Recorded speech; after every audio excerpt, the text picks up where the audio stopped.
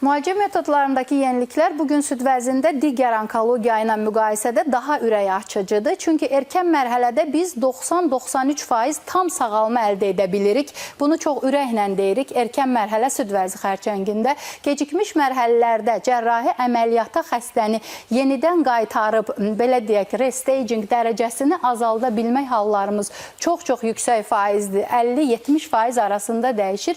4-cü mərhələ xəstələrin əvvəlki illərə görə yaşam müddətini uzatma faizimiz real olaraq 25-30% artıb. Yəni daha öncə bir metastatik xəstənin 5 il yaşama şansı nə qədər idisə, bugün ən az 30% ondan daha artıq yaşayır. Bunlar sevindirici haldır. Konkret müalicə növlərində isə xüsusilə yüksək riskli hormon pozitiv xəstələrə əvvəllər tək tabletlə 5 illik hormon müalicə deyirdiksə, indi hormon terapiyanın müddəti uzadılaraq riski biraz daha azaldırıq. Çünki insanların ömrü uzanıb. Hal-hazırda xərçəngdən sağalmış, dünya üzrə xərçəngdə qalib gəlmiş insanların sayı çoxdur və zaman göstərir ki, onlara 5 il müalicə hormonla yetmir. Bu müddəti uzadaraq riski azalda bilirik. Yüksək risk qrupunda hormonun bir də ağıllısı çıxdı. Ağıllı hormon əlavə edərək o riski biraz daha azaldırıq və yaxud da ki, birbaşa əməliyyatdan öncə target müalicəyə ehtiyacı olan HR-pozitiv qrupda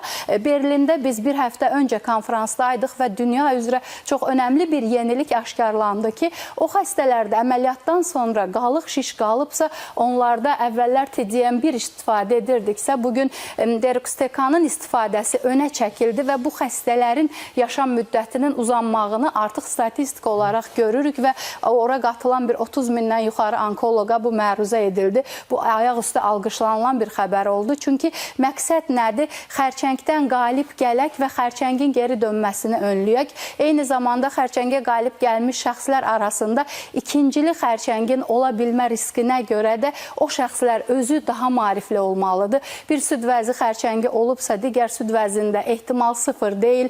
Ona uyğun da müayinələrə gəlməlidir. Xərçəngdən erkən müayinəni biz çox önəmsiyirik. Amma xərçəngdən sağalmış şəxslərin bir də onların müayinə ardıcıllığına diqqət etmələri çox önəmlidir.